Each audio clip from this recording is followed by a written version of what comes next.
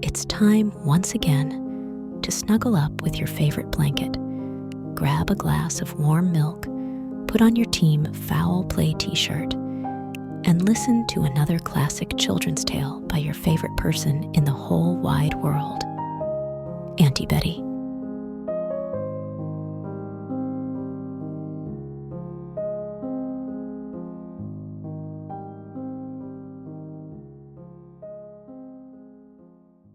Once upon a time, there was a stupid fucking little girl who was loved by everyone who looked at her, but most of all by her grandmother. And there was nothing that she would not have given to the child. And let me say this, I wasn't fucking loved and nobody gave me shit. I had to earn everything I have. So anyway, Granny gave this little entitled bitch a cap made of red velvet, which suited her so well that she would never wear anything else. I have a fucking red cap. It says, "Make America Great Again, bitches." So blah, blah, blah. This kid was called Little Red Riding Hood. One day her mother, who I fucking think is a murderer, said to her, "Hey Red, take this bottle of wine to your grandma. She's sick and it'll make her feel good." Now let me say this, people. I bet Granny here has that fake COVID shit. And by the way, who gives their kid a fucking bottle of wine? It's probably a bottle of children's blood. You and I both know that the deep state elites drink that shit to feel young. I swear, we have to protect these fucking children. So anyway, Granny lived far out into the woods, so Little Red got on her merry fucking way. Just as her woke ass entered the woods, a wolf came up to her. Red didn't know that wolves were assholes, and so she didn't even seem to be afraid of him. Like I said before, we have to protect our children. Why wouldn't you teach your grandchild about fucking wolves? Jesus H. Christ, people. I bet this wolf is a fucking terrorist who crossed over one of our borders. Anyway. Little Red said, "Good day, Wolf." The wolf was like, "Thanks. Where the fuck are you off to?" The girl said, "To my grandma's house." The wolf replied, "What the fuck's that in your apron?" Little Red said, "Wine for my sick grandma." The wolf was like, "Where the fuck does she live?" Red was like, "Her house is in the fucking woods, you simple fuck, under the large oak tree." The wolf thought to himself, "I know where that house is. And you know what? I'm also fucking starving. If I run ahead, I can eat the old bitch, and then I can eat this dumb kid when she arrives." Let me just stop the story right here and say something. This girl's parents should be fucking arrested. After I'm done reading this story, I'm getting in my mom's car and driving my ass to her fucking parents' house. Team Foul Play bitches. Okay, so the wolf ditched the little dumb bitch and ran far ahead of her and went straight to her grandma's house. He knocked on the door, and he heard a voice from within say, "Who's there?" The wolf giggled, kind of like how I giggle while using my strap-on.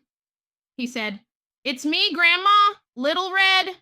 I brought you some wine. Open the door." The voice inside said, "Come in, it's unlocked. I'm too weak to get out of bed to let you in myself." The wolf turned the knob and the door sprung open. Without saying a word, he ran to the grandma's room and leapt straight at her and devoured her raggedy old ass. Then the creepy fuck put on her clothes and laid down in her bed and drew the curtains. I'm sorry, but I have to stop right here. He put on her fucking clothes? Really? What in the actual fuck? It's this kind of shit right here that hurts our children. A story about a male wolf wearing women's clothes? I swear to Christian nationalism that at my next town hall meeting, I'm going to propose that this book be fucking banned and burned. So anyway, some time passed and Little Red finally arrived at her grandma's house. She was surprised to find the front door standing open, and when she stepped inside, she had a strange feeling. "Well, no shit, you stupid bitch." She called out, "Grandma, it's me, Little Red." But she received no answer. She went to the bedroom, drew back the curtains, and there lay her grandma, who was looking a little fucking different. Little Red said, "Grandma, what big ears you have." The stupid fucking wolf in drag replied, "The better to hear you with." Then Little Red said, "But Grandma, what big eyes you have." "The better to see you with, my dear," said the wolf. "But Grandma, what big teeth you have." The furry replied, "The better to eat you with." Suddenly, the wolf leapt from the bed and swallowed Little Red right up. With his belly full, he laid back down and fell asleep. His belly, however, began to growl loudly from the meal it had just received. At that exact moment, a local lumberjack was passing by the house and thought to himself, "Fuck, there are some strange noises coming from within that old crow's house. Maybe I should check in on her and make sure that she's okay." So he went into the house, and when he came to the bedroom, he saw that the wolf was lying in bed, fast asleep. He noticed that the wolf's belly was fucking huge, and then he soon realized that the wolf had ate the old lady who lived here. He took out a pair of scissors and began to cut open the stomach of the sleeping wolf. After the first 2 snips, the wolf's stomach popped, and Little Red and her grandma spilled out onto the floor. The lumberjack took out his axe and quickly chopped off that sick fucker's head. The end.